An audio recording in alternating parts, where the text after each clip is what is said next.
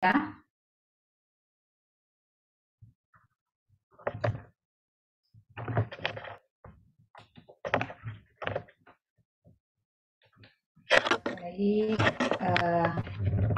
mohon maaf kalau terlambat karena Bu Lisa baru masuk rumah. Padahal dari Unirmu sudah jam 3 yang lewat tol. Ternyata nggak bekerja juga untuk apa. Ya. Baik, karena kalian juga sudah hadir, ya terima kasih. Nah, hari ini materinya apa ya Mbak Sipen? PPHA Ibu. PPHA ya. Saya hanya 2 kali ataukah minggu depan masih ada lagi? Bentar Ibu, saya lihat dahulu. Boleh.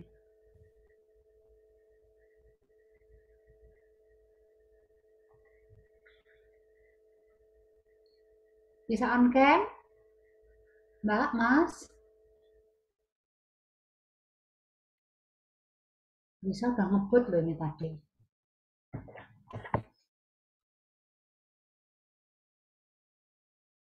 Biar ketemu sama kalian.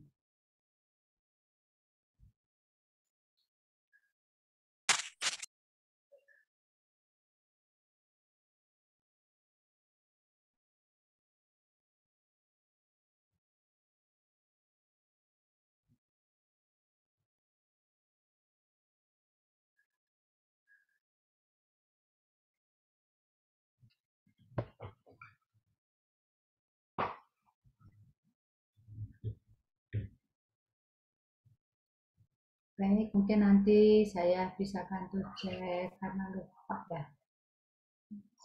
D4 kan ini ya. Ibu, sepertinya Bu Lisa udah selesai ya. Kemarin Widal kan? Kapan itu Widal? Terus Bu Lisa bagiannya Widal dan TPHA. Yang terus kemudian Bu April ya, Pak Budi. Terus setelah itu Bu Tia. Bu Mutia semoga sudah cukup kuat setelah melahirkan untuk bisa memberikan kuliah kepada kalian. Baik, saya akan share screen sebentar.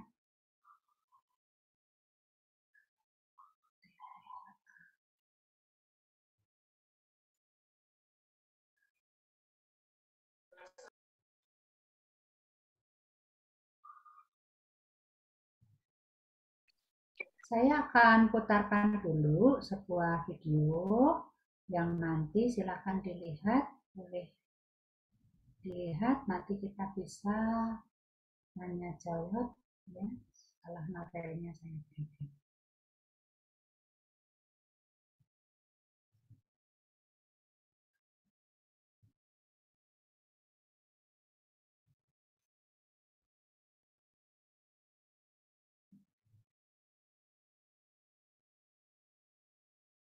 Ini sengaja memang saya sembunyikan suaranya, tapi yang jelas kita menyiapkan alatnya yaitu microplate, di mana microplate ini ada kodenya huruf A sampai H dan 1 sampai 8 angka. Dan kita juga harus menyiapkan diluent yang warnanya oranye, juga ada reagen yang namanya T-cell maupun control cell yang ketika akan kita gunakan harus dikocok kuat terlebih dahulu supaya eritrosit yang ada di dasar botol tersebut bisa bisa homogen ya. Nah, kemudian nanti kita akan mempipet di mana ini nanti prosedurnya bisa ada di PPT-nya ya. Kalian lihat dulu saja untuk cara-caranya. Nanti kita diskusi.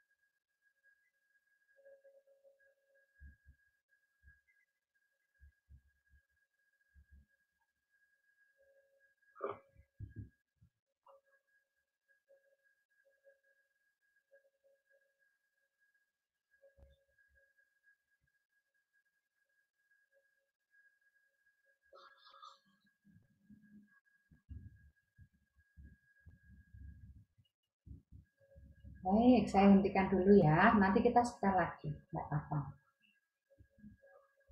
Oke. Nah, sebagai pendahuluan, tadi pakai film-film dulu ya. Saya buka untuk perkuliahan hari ini. Assalamualaikum warahmatullahi wabarakatuh. Anak-anak semuanya sehat. Warahmatullahi Waalaikumsalam. wabarakatuh. Sehat, alhamdulillah. Sehat semua ya. Alhamdulillah Ibu Alhamdulillah, sehat. sehat. Tadi saya sempat baca berita hari ini nanti atau tadi ya, akan ada gerhana bulan setengah gitu ya. Nggak tahu benar apa enggak. Di tempat saya sudah hujan tadi, tapi saya enggak terkena hujan. Bekasnya ada. Ya. Baik, suara saya masih bisa terdengar ya? Masih Ya. bisa Ibu. Oke. Saya akan share screen untuk PPT-nya. Nanti saya akan cerita, nanti kita ulang lagi lihat videonya supaya lebih jelas ya. Nanti beberapa hal untuk bisa kita diskusikan bersama.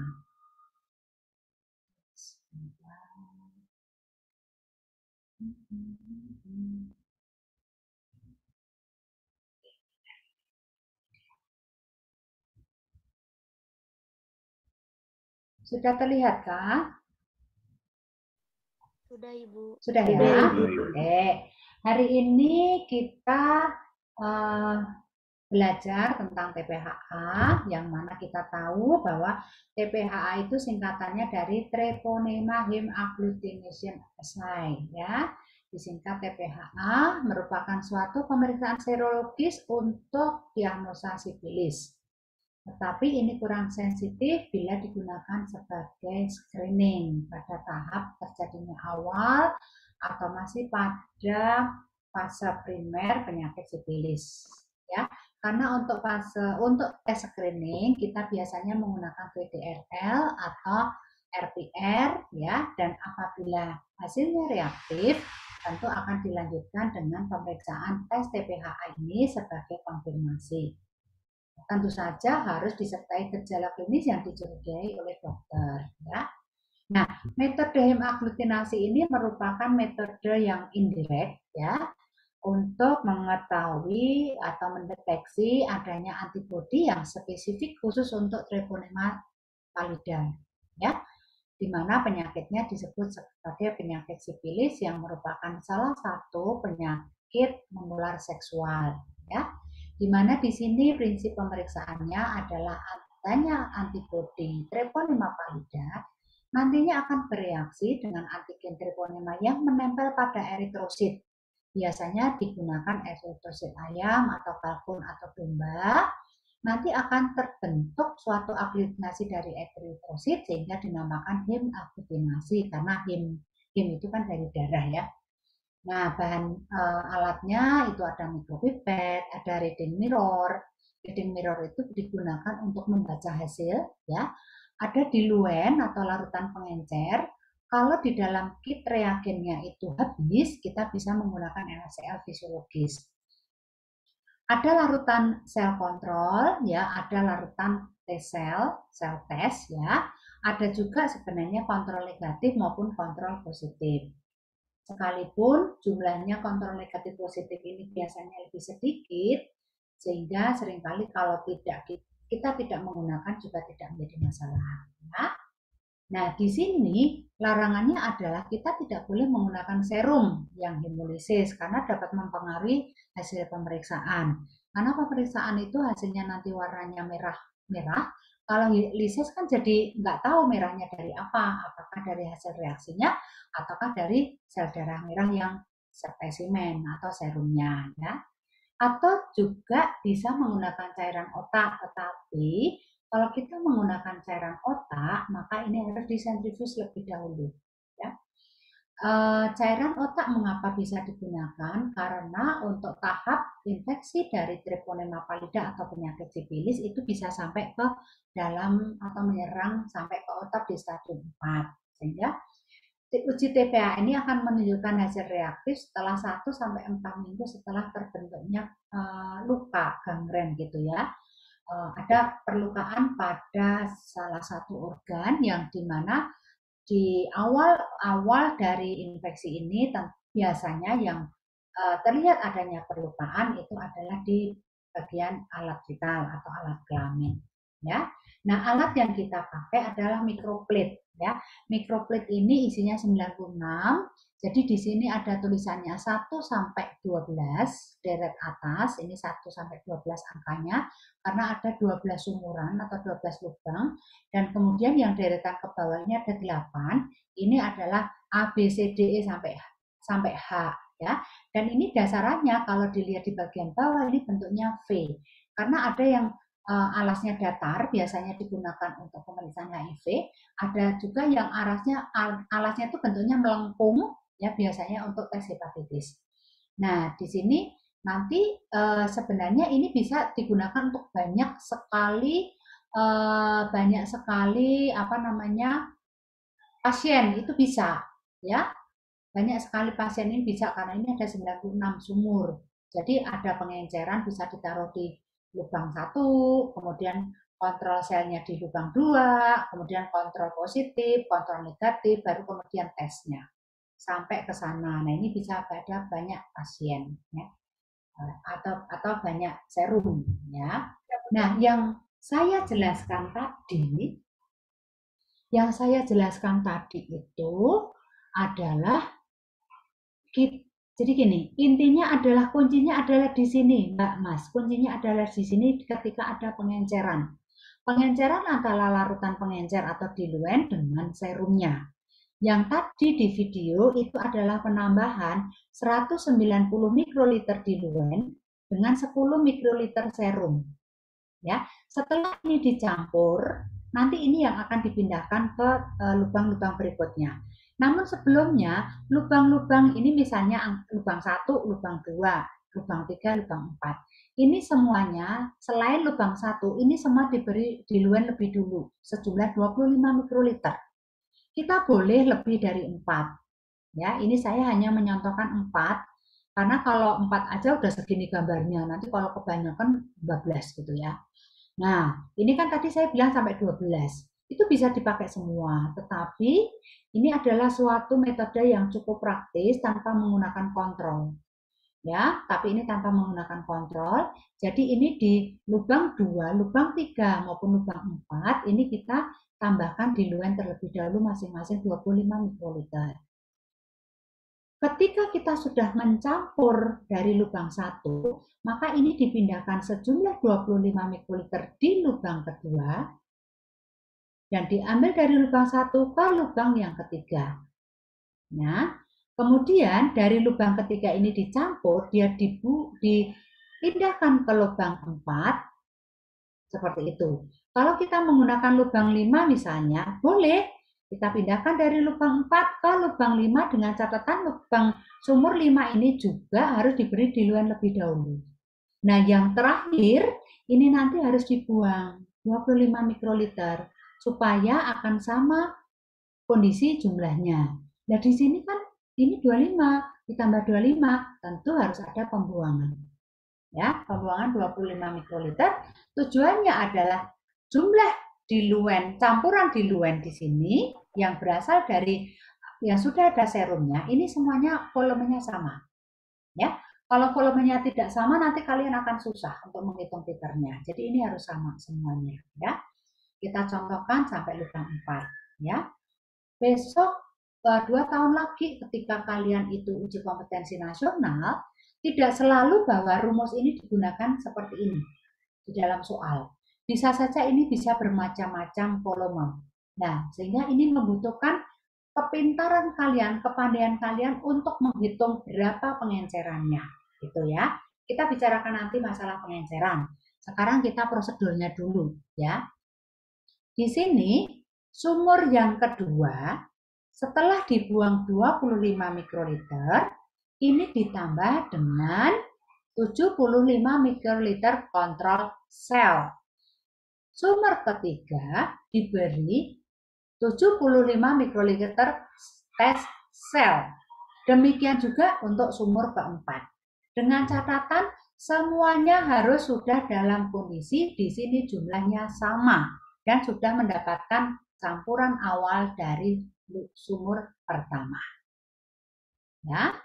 Nah, di sini nanti setelah dipindah-pindahkan, ini kemudian ditutup, ya, ditutup, diketuk-ketuk dulu dengan mikroplatenya, terus ditutup dengan selotip dan diinkubasi 1 jam. Cukup lama kan? 60 menit, gitu ya. Nah, yang penting harus diperhatikan adalah kontrol sel dan tes selnya ini harus dihomogenkan sebelum diteteskan ke dalam sumuran.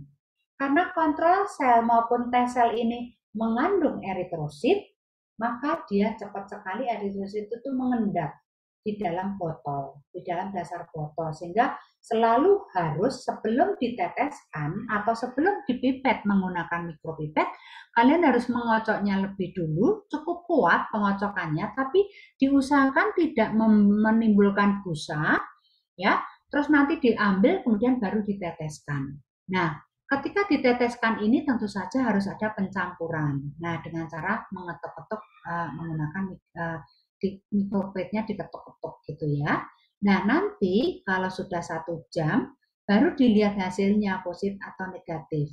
Perhitungannya apabila di sumur ketiga ini ada hemaglutinasi terbentuk, maka titernya adalah 1/160, di sumur keempat adalah 1/320. Ketika 1/320 ini terbentuk positif, ya, kalau praktek di kampus maka ini dihentikan. Tetapi nanti kalau kalian bekerja ini harus dilanjutkan. Harus dilanjutkan ya sampai hasilnya negatif. Karena itu akan sangat membantu dokter mengambil diagnosa terhadap berat ringannya penyakit yang diderita oleh pasien. Ya, kalau sampai titernya tinggi sekali, tentu saja dokter akan berpikir dengan gejala klinis yang ada, nanti dokter akan melihat kelanjutan dari penyakitnya atau kemudian diterapi, diobati supaya sembuh. Tetapi penyakit sifilis itu kan bisa sampai ke otak dan bisa menyebabkan kematian. Sehingga dokter tentu saja akan sangat berhati-hati kalau sampai menemukan seorang pasien itu memiliki titer TPHA-nya itu tinggi sekali. Nah, itu tentu saja dokter akan khawatir karena ini sampai mana stadiumnya seperti itu ya. Nah, jadi ini tadi adalah nanti kalau ini boleh kalian minta nanti ya, silahkan sih Mbak Sipen nanti kalau mau minta bisa akan berikan. Ini hanya ini adalah nanti kalian bisa baca kalau bingung untuk melihatnya. Ini sudah dituliskan oleh tulisan di sini ya. Ini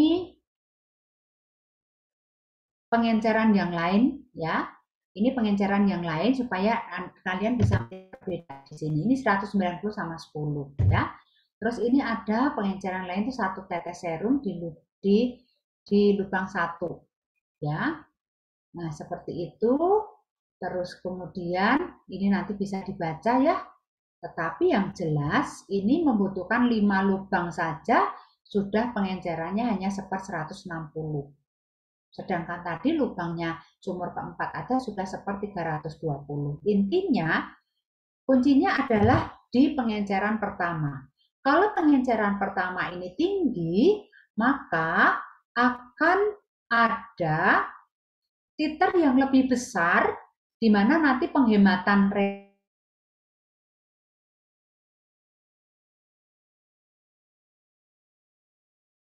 harus di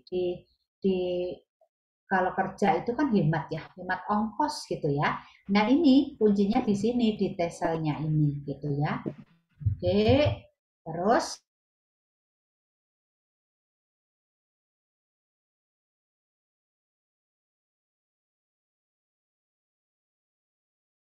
sampai yang tertinggilah yang menentukan adanya aglutinasi. Jadi misalnya gini, kalau 1.280 positif tapi 2.560 negatif, maka yang dihitung adalah yang positif.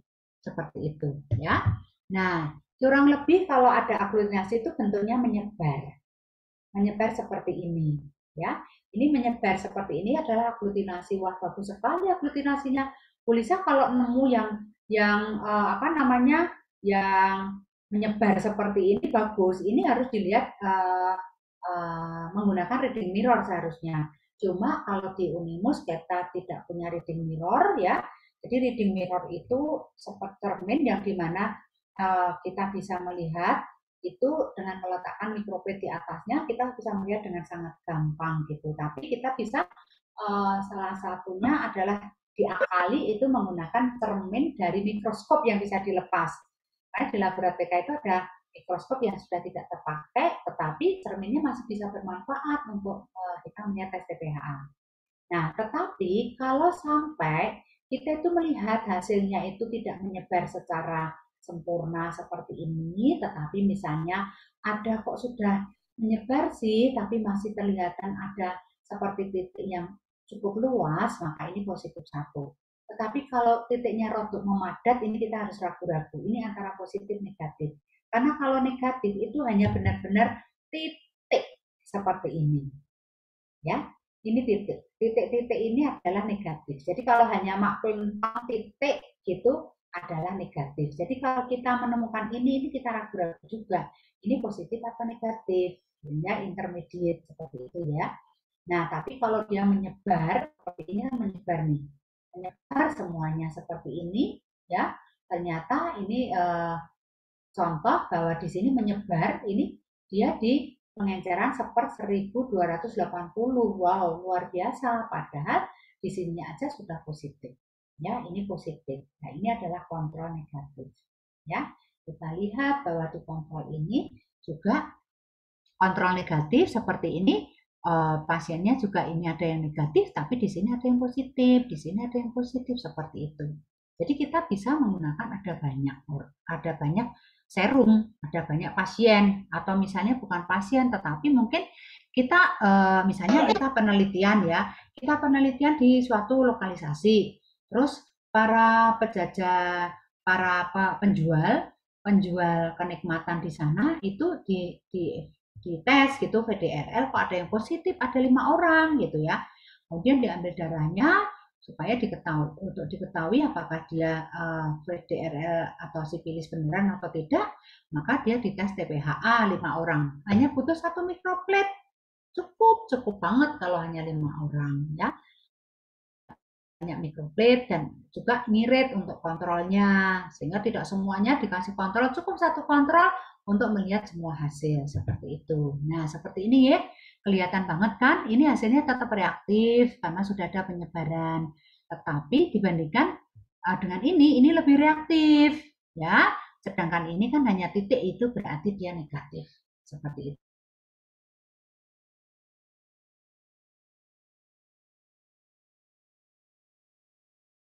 Ada sebarannya ini kalau hitam putih seperti ini ya, berwarna lebih cerah seperti ini gitu ya, ini lebih cerah lagi ya, supaya besok kalau kalian luring laboratorium bisa praktek. Nah, kalau di antara kalian itu mau praktek, kemudian punya kenalan di rumah sakit, atau saudara atau orang tua yang bekerja di rumah sakit, dan di situ ada serum misalnya, penderita sifilis yang positif, boleh diambil serumnya, diminta untuk praktek dibawa ke laboratorium supaya kita tahu seperti apa kalau positif, dibandingkan juga mungkin pakai negatif punya siapa, darahnya darah kalian aja gitu ya kan, pasti negatif gitu. Nah, itu saja untuk fotonya. Kita lihat lagi ya filmnya ya, supaya lebih terang lagi. Oke, mana tadi?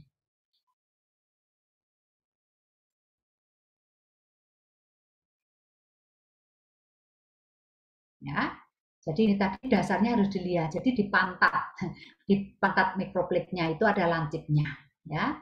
Lihat ini ya, jadi ada 12 ke sini, ada A sampai H di bawah. Nah, ini adalah kontrol sel dan T sel. Ya. Nih, ya.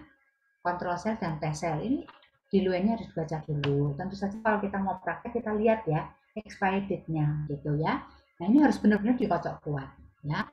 Tentu saja susah kalau untuk menghindari buih, itu sebenarnya susah. Tetapi pada saat memipet, kita benar-benar harus memipet yang di sini. Jangan sampai di buihnya ini. Susah sekali kan menghindari buih ya. Saya berusaha aja saya nggak bisa gitu ya, karena harus dikocok kuat. Tetapi yang kita pipet itu harus yang merah gitu ya. Nah, ini kita diluennya dulu yang kita pipet, kita teteskan. Kalau salah dalam satu larutan ya, dengan volume yang berbeda, itu kita bisa menggunakan tip itu sama, tidak apa-apa, tip yellow tipnya sama ya, tetapi mikropipetnya juga tergantung sih. Nah, atau kita semuanya menggunakan mikropipet yang baru, itu tidak apa-apa. Kok mikropipet ya, mikropipet yang baru pakai yellow tip yang baru, nggak apa-apa juga kalau punya persediaan yellow tip cukup banyak dan harus baru ya.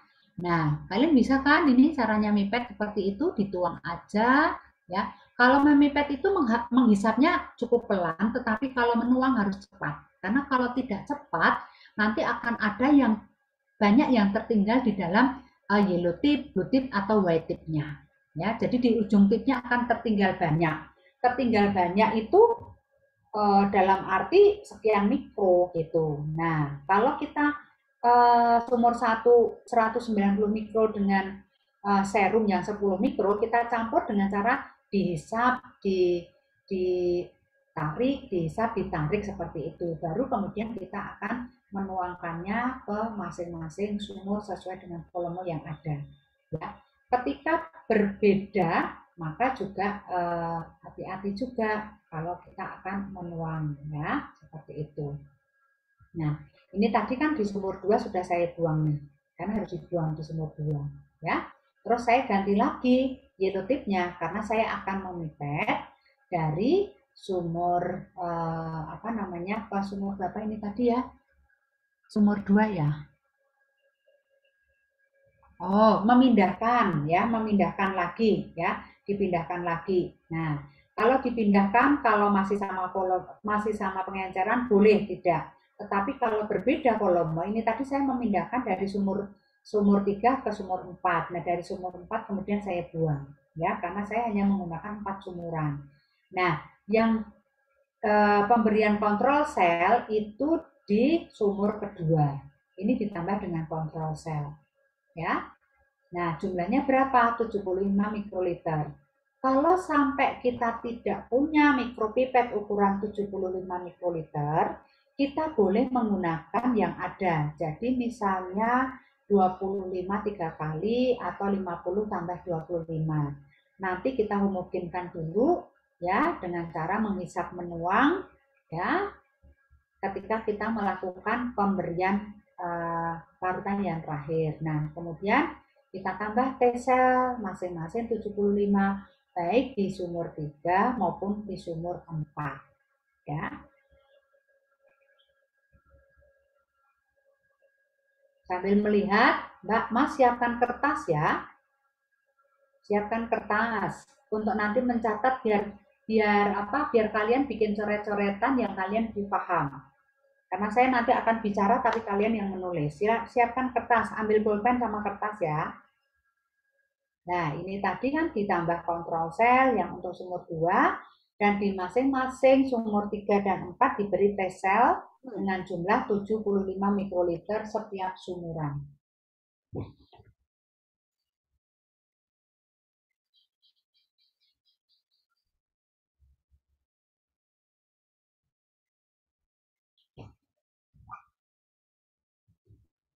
Nah, dikocok ya, jadi diketok-ketok seperti itu.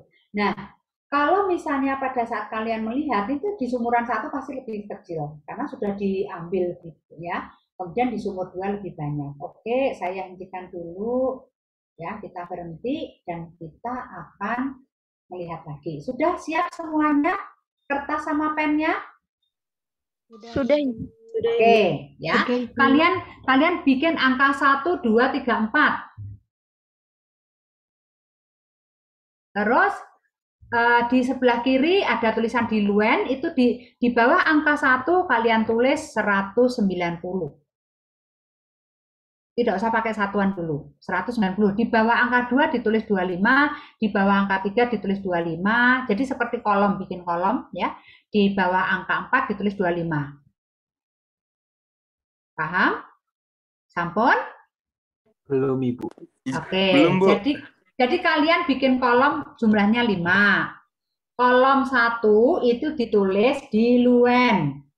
Ya. Terus kolom kalau bikin tabel itu loh, kayak bikin tabel. Pernah bikin tabel? Pernah, Ibu. Nah, Pernah. sebentar. Saya tak bikin dulu. Nah.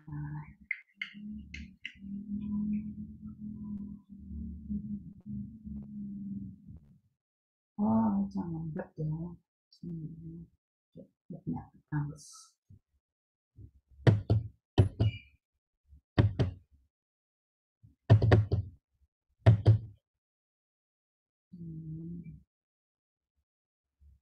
Saya share screen ya, biar cepat ya.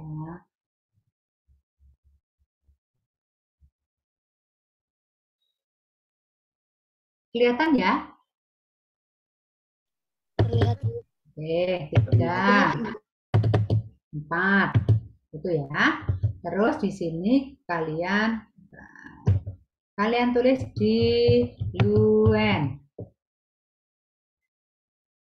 Terus di bawahnya ditulis serum.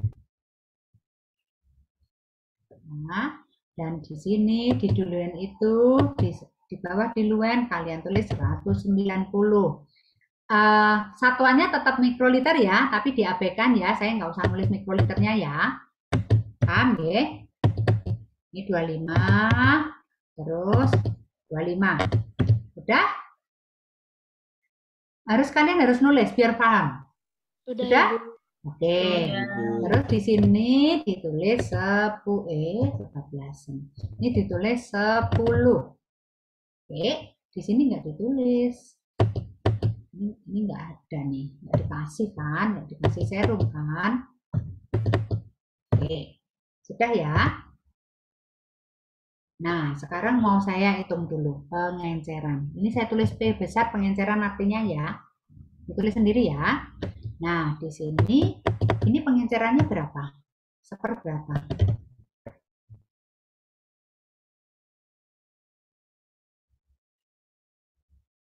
Ayo, ini seperberapa? Besaran pengencerannya seperberapa?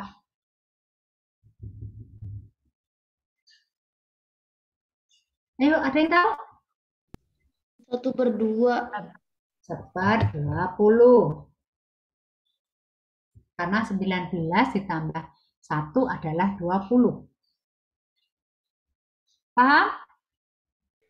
Paham, Bu. Nah, oke. Terus tadi yang di sini kan dipindah ya? Iya, Bu. Dipindah 25. Iya. Ya. Oke, ini P kecil, P besar. Ini adalah dipindah. Gitu ya. Dipindah. Dipindah berapa tadi? Dari sumur sini ke sini. Dari sumur 1 ke sumur 2 berapa? 25. 25 ya. Saya tulis 25 ya. 25. Terus dari sumur 2, dari sumur 1 ke sumur 3 berapa? 25. Terus dari sumur 3 ke 4, 25. Nah, ya. Nah, terus tadi dari sumur 1 ini kan dibuang nih. Yang sumur ini saya tulis ini dibuang. Gitu ya. Ini dibuang 25. Betul? Betul, Bu. Nah, ini karena jumlahnya dibuang 25 sehingga jumlahnya ada berapa di sini? Terakhir 50. Hah? 50. Loh, ini kan jumlahnya 25 kan? Paham 25 ya? Oh iya, Bu. 25, Bu. Nah, Iya, 25. Terus yang di sini berapa sumur 3? 50. Jadi 50. 50. Kan dipindah ke sumur 4. Oh iya, 25. 25 ya. Iya, Bu. Terus yang ini tadi ini sumur 4 tadi kan dibuang nih. Iya, dibuang Oke, dibuang 25. Berarti di sumur 4 jumlahnya berapa? 25. 25. Sama ya? 25. Iya, Oke, ya. Tapi ini kan campuran antara serum dan diluen. Sumuran 1 dengan diluen. Ya. Jadi campurannya adalah ini isinya kan campuran nih. Jadi saya blok ini berarti dia isinya campuran. Ya. Jumlah campuran gitu ya. Jumlah campuran. Balik dong 10. Nah, paham ya jumlah campuran masing-masing 25. Terus berarti ini pengencerannya berapa? Pengencerannya berapa? P. Biar sama. Berapa pengencerannya? 1/40. Dari mana? Dari 1/20 dikali 2, Ibu. Oke, pintar. Jadi ini pengencerannya adalah 1/40. Dari 1/20 dikalikan setengah. Dikalikan 1/2. Karena ini kan jumlah awal diluennya 25. Ditambah campurannya 25. Ya kan? Ditambah campuran 25 toh ini tadi. Ini kan ada diluen. Terus dapat 25 toh dari pindahan. Ya, Ibu. Dari sini ke sini 25. Berarti 25, sini saya tulis ini ya. 25 ditambah 25 ini kan sama dengan 1 dibanding sama dengan kan 1 dibanding 1, ya kan? Sama dengan setengah. Paham? Sampai di sini dulu. Paham, Bu. Paham? Ada yang masih belum paham? Paham, Ibu. Paham ya? Oke. Yang ini berapa? Ini seperberapa?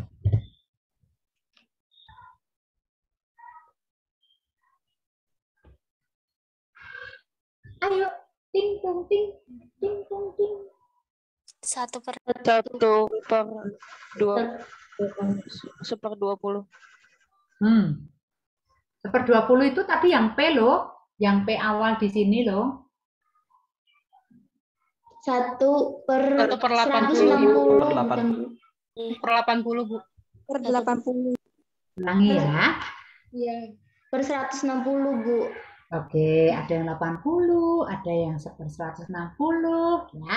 Coba diulangi lagi. Tadi awal dikasih diluent 25 ya.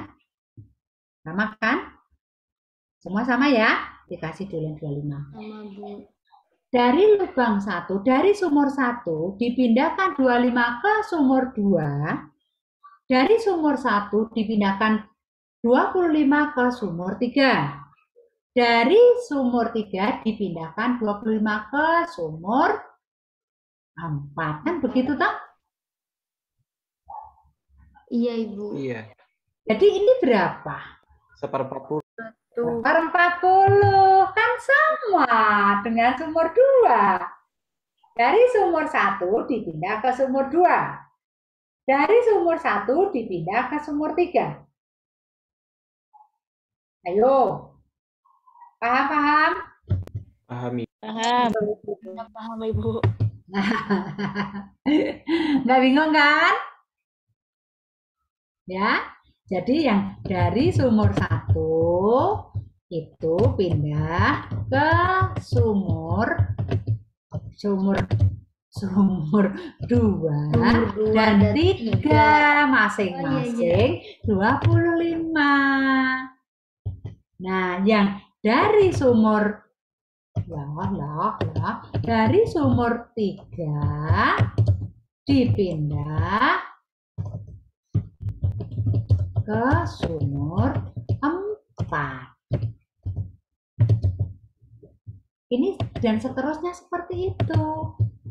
Dan seterusnya kalau mau ke sumur selanjutnya, dia akan ke sumur selanjutnya. Cuma di ini nanti kalau praktek di laborat hanya berhenti di sumur 4 sehingga perlu ada pembuangan 25 di sumur 2 dan sumur 4. Karena kita hanya berhenti di sumur 4. Oke? Paham? Paham, Ibu. Nah, sekarang pengenceran yang di sumur 4 berapa jadinya? 1 per 80. 1 per 80. Pinter. Nah, sekarang kita akan memberikan kontrol sel. Ya, ada juga yang namanya T-sel. Nah, kontrol sel itu diberikan ke sumur 2 saja sejumlah 75. Sedangkan T-sel itu dipindahkan ke diberikan ke sumur 4 dan sumur 3. Sinyalnya ibunya. Tadi Maaf, Bu, sinyalnya barusan putus, Bu. ngadet-ngadet, Bu, putus sinyalnya. Oke, iyalah. Mohon maaf, Bu Lisa rumahnya di gunung. Ya, kendala banget nih. Nah, biar termuat semuanya. Oke. Nah, berapa nih? Ya, kontrol sel kita berikan ke sumur 2 sejumlah 75. T-sel kita berikan ke sumur 3 dan ke 4 masing-masing 75. Terus jadinya berapa ini pengenceran liternya di sumur 2?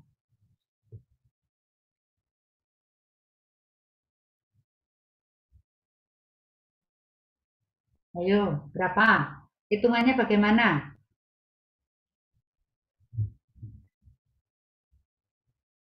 Ada yang bisa membantu saya untuk menjawab?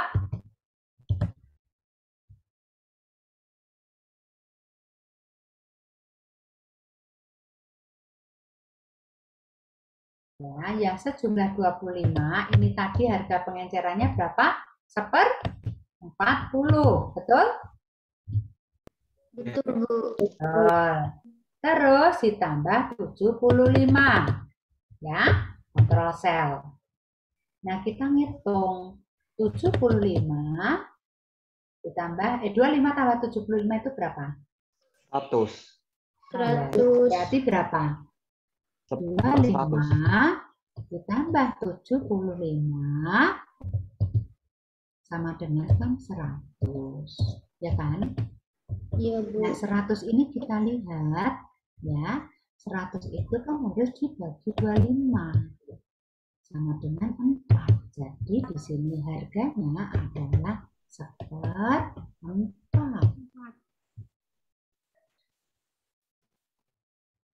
Campuran antara 25 ditambah 75 itu harganya 1/4. Sehingga perkalian P-nya adalah 1/40 dikalikan 1/4 sama dengan 16. 160. 160. Jadi asalnya kalau pengenceran tadi Bu Lisa di PPT-nya Bu Lisa mengatakan bahwa di sini adalah 1/160 dan di sini adalah 1/320, itu asalnya dari sini. Ini kan sama, ini juga 1/160. Karena ini kan sama, ya kan? Sama enggak? Yuk diperhatikan. Sama mboten? Sama Ibu. Sama kan? Ma. Yang ini tadi harganya adalah yang ini kan harganya ya nih 1/40 ya. Ini saya beri angka beda ini adalah harganya yang merah ini adalah 1/80. Ini kamu tahu enggak? Ini kenapa kok 1/80? Dari mana? Dikali setengah lagi. Kali setengah, Bu. Karena Ya betul, dikalikan setengah. dari sumber 3 pindah ke sumber 4. Iya, betul sekali. Yang ini sudah paham anak-anak? Sudah Ibu. Nah, Sudah, Ibu. jadi kuncinya itu semuanya kembali ke sini. Ke sini. Kasih warna. Kuncinya kembali ke sini. Bermulanya perhitungannya harus kalian cermati adalah yang di sini dulu. Ini bisa dimulai misalnya ini bisa misalnya 20 ditambah 80. Kalau 20 ditambah 80 seperberapa? 10. 20 ditambah 80. Total ini kan 100. Jadi seperberapa? 10. 1/10. 2/8 itu sama dengan berapa? 1/4. 1/4. Gitu. Jadi kalian harus benar-benar memahami di sini dulu. Baru nanti ini perpindahannya di mana? Ya, perpindahan ini kemana, dihitungnya satu-satu serumit ini. Seringkali pada satu uji kompetensi nasional, ya yang akan kalian ikuti nanti 2 tahun lagi, karena kalian D4 berarti kan 2 tahun lagi. Ini kan kalian semester 3. Kalian semester berapa? 3 kan? Iya, Semester 3, Ibu. Berarti kan 2 tahun lagi nih baru lulus. Iya, Bu. Nah, di situ nanti pada saat uji kompetensi nasional di mana kalian sudah rada hilang ingatan tentang TPHA, ya kan, rada hilang ingatan. Itu kalian harus punya catatan ini untuk bisa mengetahui titer awal itu berapa. Titer awal itu penting sekali, ya, penting banget. Nanti di sini kalian harus pandai menghitungnya. Berarti penambahannya berapa? Jangan lupa muatan ini loh. Ini tadi muatnya berapa ya dari sini ke sini? Ini yang saya pindahkan tadi dipindahkan ini harganya berapa? Seperti ini kan yang dipindahkan itu kan harganya sudah 1/20. Begitu, ya kan? 1/20 ditambah 25 menjadi 1/40 kan begitu. Karena dikalikan setengah. Kalau 1 banding 1 itu harganya setengah gitu. Oke. Nah, dan yang cuma melihat tidak hitung-hitung, tak jamin pusing. Kalau nanti ketemu soal UKOMNAS yang harus hitung-hitung. Karena nih besok ya, 2 tahun lagi kalau kalian UKOMNAS, itu kalian hanya diminta menjawab suatu soal yang memiliki kasus itu hanya dalam waktu 1 menit atau 60 detik. 30 detik membaca kasusnya. 10 detik melihat pertanyaannya. 20 detik menentukan jawabannya. Keren kan? Dan UPOMNAS-nya kalian akan ikuti selama 3 jam dengan jumlah soal 180 soal. Dan 180 soal itu bisa dimulai dari soal semester 1 sampai semester 7. Keren. Nah, makanya karena kalian adalah mahasiswa COVID, mahasiswa musim pandemi, yang mana belum sampai sekarang belum ketemu kan sama dosen, belum temu tatap muka dengan dosen, belum masuk laboratorium, masih pusing. Alatnya sebesar apa, bentuknya bagaimana, kadang masih belum tahu gambarannya. Nah, sehingga perlu ada catatan-catatan kecil ya. TPH ini penting banget untuk dicatat karena seringkali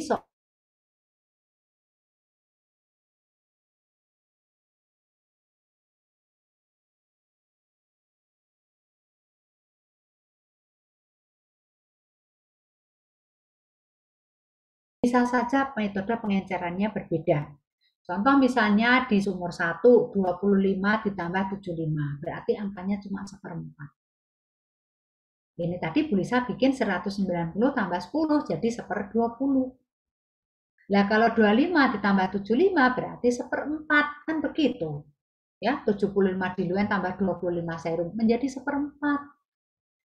Bisa saja 80 diluent 20 serum menjadi seperberapa? 1/4 juga. Tapi ada yang mengatakan 10 mikro ditambah 9 mikro menjadi 1/10. Jadi semuanya tergantung dari pengenceran pertama penambahan serum dengan diluennya. Begitu. Oke, ada pertanyaan? Yo, silakan kalau ada yang bertanya. Izin Oh, ada yang bertanya. Ibu, izin bertanya. Mengapa 25 masih bingung mengapa 25 mikro di sumur kedua sedangkan sumur 1 itu 6 menjadi titik setengah. Sebentar. Oh, ini tadi sudah ya? Yang nanya tadi siapa? 001. Saya Ibu. Kosong. Iya, Bu. Gimana Nuki? Sudah paham belum Nuki? Itu sebelum saya bertanya sebelum Ibu menjelaskan bagian. Oh ya, enggak apa-apa. Anissa gimana? Sudah ya? Yang dicat tadi Nis? Paham, 07. Paham ya? Oke, saya senang kalau kalian udah paham. Penting pakai nulis-nulis toh, kalau nggak nulis sendiri pasti nggak bisa. Cuma melihat catatannya Bu Lisa belum tentu kalian tuh, tapi begitu nulis kalian ngerti, oh ya ini hitungannya dari sini, bikin catatan kecil gitu loh. Oke, ada pertanyaan yang lain? Ibu izin bertanya. Oke, gimana? Kan tadi kalau TPH itu kalau hasil VDRL-nya reaktif ya Bu, itu apakah bisa Bu dari VDRL tuh pemeriksaannya ditunda dulu atau harus langsung mengerjakan TPHA? Jadi ketika seorang pasien datang, biasanya dokter curiga dia menderita sifilis misalnya, maka dilakukan pemeriksaan VDR dulu untuk screening, ya untuk tes penyaring. Karena kan sifilis itu bukan penyakit main-main, ya. Artinya itu kan penyakit menular seksual. Coba bayangkan kalau yang datang adalah ibu-ibu, ya, berhijab, benar-benar ibu-ibu gitu ya, nggak pernah kemana-mana. Datang ke dokter karena di organnya itu ada perlukaan. Dokter, aduh, kok luka sampai kayak gini ya, gitu. Jadi lukanya itu bisa di labio mayor, bisa sampai labio minor, bisa sampai masuk ke dalam, bisa sampai juga merusak organ di dalam yang masuk ke atas gitu. Nah kemudian dokter curiga, wah jangan-jangan ibu ini terkena sifilis. Tentu saja dokter akan menanyakan, ibu sudah keluarga, sudah bersuami, putra berapa, kondisi anak bagaimana, gitu ya. terus tidak apa-apa, semuanya sehat. Kapan Ibu mulai menderita atau sakit, merasa sakit di sini? Oh, baru sekian, mungkin berapa lama diceritakan. Periksa darah dulu ya, Bu. Kekhawatirannya dokter luka itu mungkin tergesek atau apa gitu ya. Tetapi dokter juga akan curiga, wah jangan-jangan kena sipilis. Maka dokter akan merujuk untuk periksa VDRL dulu supaya berdoa. Dokternya berdoa, janganlah, jangan, Ibu ini orangnya juga baik, kalem, ya lemah lembut, udah bukan tipikal orang-orang yang nakal gitu ya. Terus, ya kok PDRL-nya kok reaktif? Sehingga akan dikonfirmasi dengan TPHA supaya dokter tahu persis apakah betul ini sipilis atau tidak. Karena untuk VDRL itu adalah tes screening yang bisa disebabkan, kalau reaktif bisa disebabkan oleh penyakit lain, misalnya malaria, terus bisa juga penyakit, misalnya dia terkena, apa ya, yang bukan penyakit alergi. Oh, misalnya kena kanker rahim, ya, ada pertumbuhan kandungannya, apa namanya, ada kehamilan tapi atopik gitu ya, bukan bayi isinya. Atau juga pria itu bisa kena kanker misalnya, ya, kanker prostat misalnya. Di situ mungkin PDL-nya menjadi positif gitu ya. Nah, kalau kemudian tentu saja segera Mbak Tia ya, segera karena itu untuk konfirmasi. Jangan lama-lama diobati baru diperiksa, jangan, tidak, pasti dokter tidak menginginkan itu karena obat itu diberikan kalau sudah ada diagnosa pasti. Sedangkan dokter kan belum menentukan diagnosanya, sehingga dikonfirmasi langsung periksa lagi ya Bu. Maka ibunya pergi ke laborat, diambil darahnya untuk diperiksa. Ternyata TPHA-nya positif. Kalau ibu TPHA-nya positif, tentu saja akan disarankan ibu suami juga periksa. Ya, kalau suaminya juga positif kan, suaminya kemana? Kerjanya apa? Misalnya gitu. Bapak suka pergi, ya cuma luar kota aja. Bapak suka jajan? Enggak, saya cuma suka ayam goreng, ayam kampung, ayam kampus, ayam gitu ya. Nah, seperti itu ya. Banyak kejadian seperti itu. Ketakutan dari kekhawatiran dokter atau para ahli kesehatan yang lain itu juga adalah kalau sampai kemudian ibu ini dalam keadaan hamil, tentu saja kekhawatirannya anak yang akan dilahirkan karena ibunya sipilis positif, anak bisa lahir dalam kondisi tidak sempurna. Gitu, ya. Tentu saja tidak ada satupun orang tua yang menginginkan anaknya lahir dalam kondisi seperti itu. Nah, apalagi misalnya ternyata sipilisnya sudah berada di stadium yang lanjut. Bisa menimbulkan kebutaan, bisa menimbulkan kejiwaan karena dia bisa menjadi gila kalau sampai di otak. Ya, jadi bisa penyakit itu, sipilis itu bisa merambah ke atas. Jadi dia larinya adalah ke atas.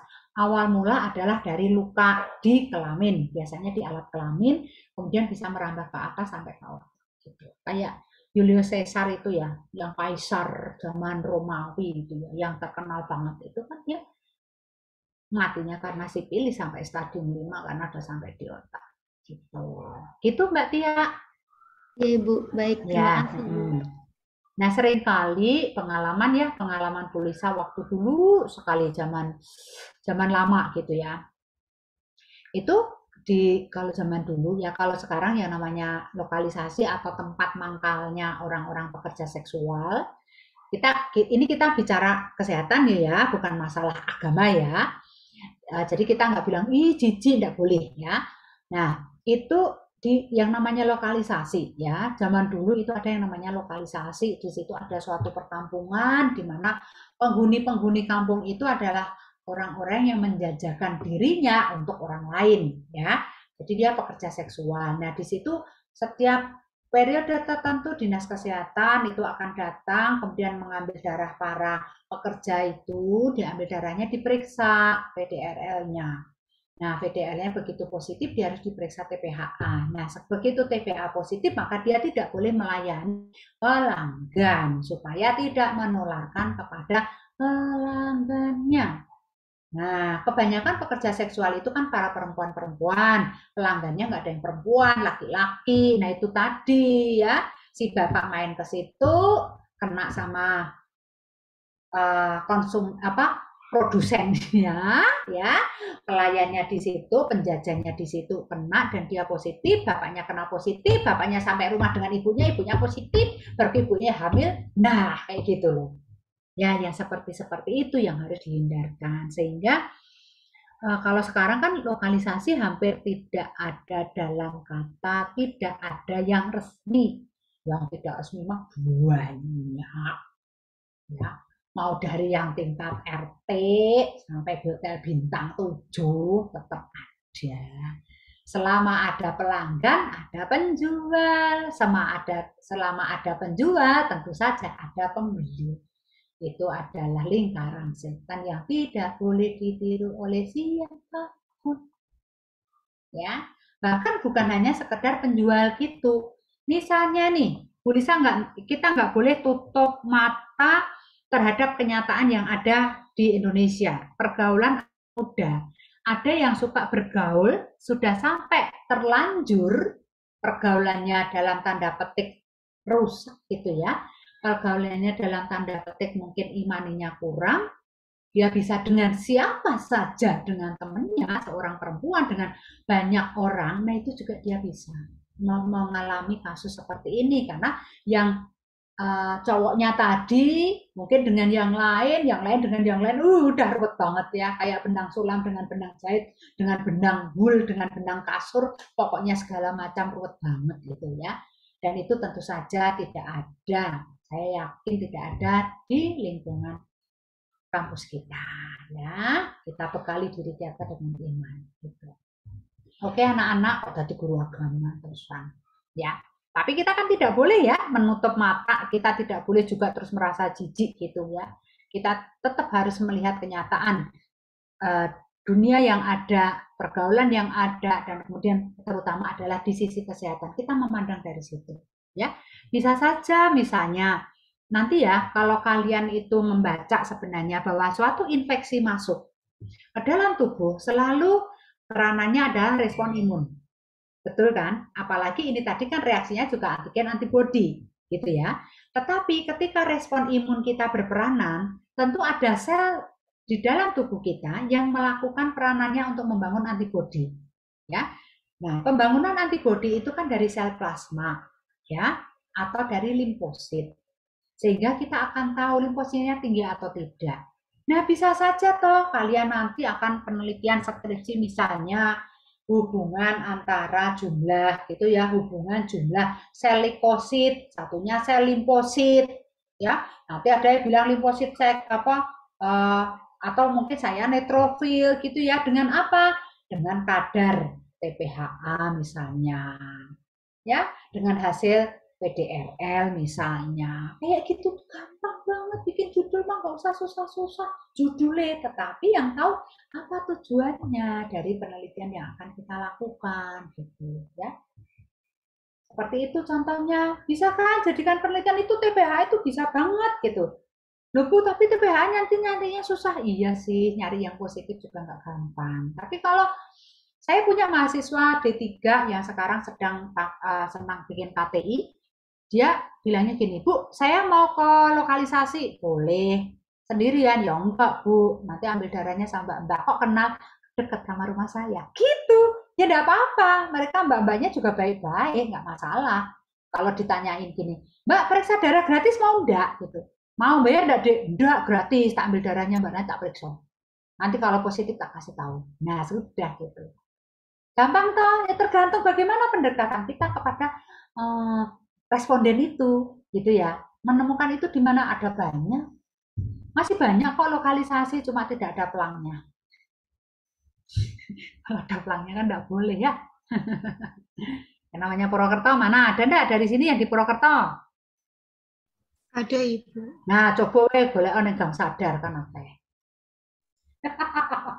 Ibu, maaf saya izin bertanya boleh? Ya, boleh Anissa. Jadi ditemukan di satu kasus misalkan Ibu di satu instansi. Jadi pada hari ini tes TPHA-nya itu dengan kadar 2560 ya Bu ya, 1/2560. Kemudian 560. Oh ya, tinggi Kemudian banget ya. ya, kemudian dokter menyarankan untuk tes di kemudian harinya Ibu. Ya. Jadi buat tahu titernya ini turun atau enggaknya. Ya. Nah, ternyata ditemukan untuk keesokan harinya itu turun Ibu jadi 1/640. Itu kira-kira faktor yang seperti itu apa ya Bu ya? Terima kasih Ibu. Ya. Mbak Anissa udah kerja? Sudah Ibu. Oke. Oke. Kita kalau melihat di sini itu kita lihat dulu reagennya. Ya. Kalau ingin membandingkan mereknya harus sama. Karena sensitivitas masing-masing produk reagen juga berbeda, merek bisa berbeda sensitivitasnya. Nah, itu yang harus diketahui. Kalau misalnya Mbak Anissa nanti mau bikin skripsi, Mbak Anissa harus memperhatikan itu. Mengapa hanya dalam waktu 1 hari hasil yang 2560 bisa menjadi 40? Kemungkinan sensitivitas salah satu reagen misalnya yang 1/60 tidak terlalu sensitif. Ya, jadi membacanya misalnya nih, membaca pada cahaya redup bisa berbeda dengan membaca pada cahaya terang, kan gitu kan? Kalau di cahaya redup mungkin kita bisa melihat suatu semut yang besar. Tetapi ketika kita di cahaya terang, kita ke semut gula yang kecil pun kita bisa melihat. Maksudnya tulisan. Perumpamanya seperti itu ya. Jadi harus diketahui reagennya kira-kira sama enggak. Kalau misalnya ini nanti mau dijadikan penelitian, bisa lo gampang lo Mbak Anissa, yang lain nggak boleh contek. Jadi misalnya perbedaan hasil TPHA pada 2 reagen yang berbeda merek dengan sensitivitas yang berbeda. Coba nanti dievaluasi. Jadi mungkin ada uji evaluasinya, ya, evaluasi hasil TPHA pada 2 merek yang berbeda. Judul kan gampang kan? Itu. Tapi di situ kita harus mengupas tentang sensitivitas dari reagen. Gitu ya. Nah, gitu kira-kira Mbak Anissa. Ini kalau dokter kan juga bingung, janjinya benar ora. Nah, kadangkala kita menghadapi konsumen yang seperti itu. Dia takut, kemudian dia konfirmasi ke laborat lain, hasilnya berbeda. Terus dia menuduh ke laborat yang awal itu tadi. Wah, gara-gara laborat ini saya didiagnosa sifilisnya berat gitu. Padahal di laborat sana enggak gitu. Loh, jangan disalahkan laboratnya, karena mungkin reagennya berbeda. Itu ada banyak hal seperti itu ya yang terjadi.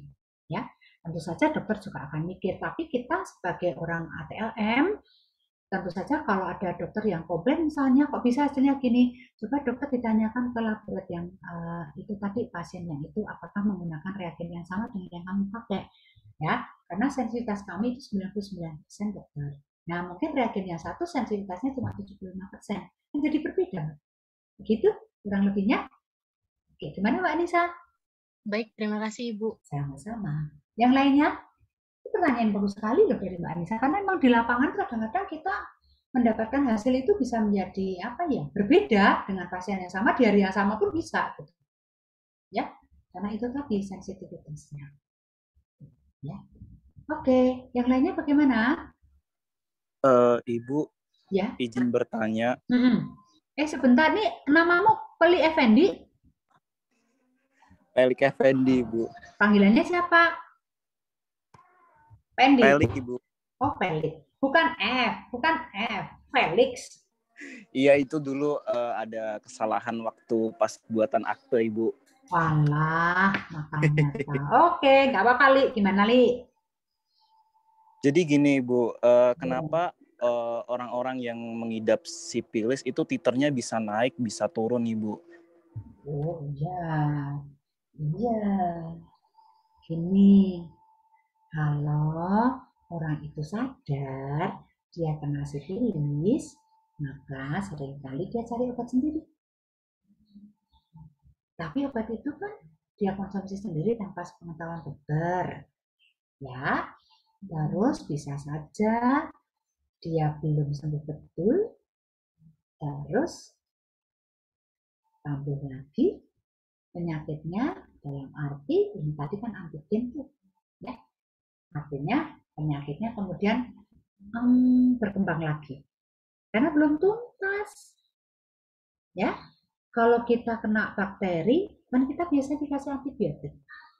Kalau cuma mengkonsumsi antibiotik sesuai dengan apa yang kita mau, tanpa kemudian pemeriksaan darah lagi yang menyatakan negatif, tentu saja kan belum tentu sembuh. Itu yang pertama, bisa kambuh lagi karena belum sembuh, main-main lagi kan bisa. Atau belum sembuh, belum tuntas sembuh, sakitnya masih bisa kambuh lagi kan begitu ya. Terus bisa saja dia sudah terobati, mungkin dia sudah sembuh atau belum tuntas, dia main lagi. Karena infeksi tambah lagi, antigennya tambah lagi, kan bisa aja. Sehingga kalau diperiksa naik turun deh. Tapi kalau orang-orang yang pinter, dalam arti orang-orang yang pinter bermain, seringkali mainnya seperti itu. Tapi kalau misalnya nih, bukan selalu ibu-ibu yang baik ya, ada seorang ibu tentu saja dia tidak pernah kemana-mana, dia tertular dari suaminya. Kalau kemudian dia sembuh, suaminya tidak sembuh, seorang istri kan wajib melayani suami. Dia bisa sakit lagi juga. Jadi itu seperti sesuatu yang sesuatu yang memang harus benar-benar sembuh total dan jangan diulangi lagi untuk mencari penyakit yang sama. Kira-kira begitu, Li. Gimana? Baik Ibu, terima kasih untuk jawabannya. Iya, ya. Mudah-mudahan ya tidak penasaran. Ya. Yang penting kalau misalnya Li, kamu itu kenal sama orang yang kayak gitu ya, diingatkan untuk tidak melakukan mengulang kesalahan yang sama, dan kalau memang benar-benar sakit, ke dokter spesialis, jangan ke dokter umum. Ya, tetap ke dokter spesialis penyakit kulit dan kelamin supaya benar-benar sembuh total. Kalau perlu ada evaluasi pemeriksaan laboratorium, itu tidak hanya 1 kali. Benar-benar dinyatakan negatif dan kemudian berhenti melakukan hal yang sama. Gitu. Oke ya, Li ya. Baik Ibu, terima kasih. Iya, sama-sama. Yang lainnya bagaimana?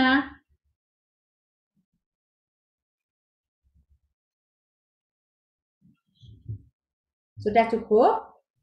Mungkin sepertinya cukup. Cukup ya. Dimas mau tanya? Enggak, Ibu. Oke, karena di tempat saya masjidnya mulai akan